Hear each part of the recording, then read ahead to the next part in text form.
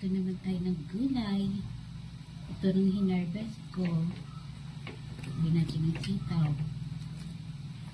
okra, at saka papaya.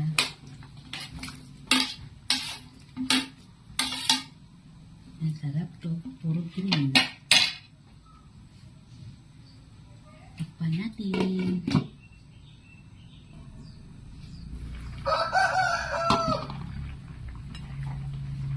Lagyan natin ang malunggay sa luyo.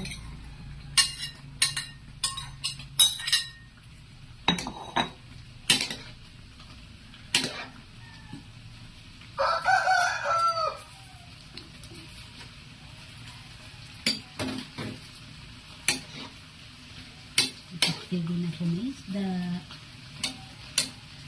Masarap to guys. Puro green. Ang ulam po ngayon. Green vegetables. At yung isda. Thank you for watching.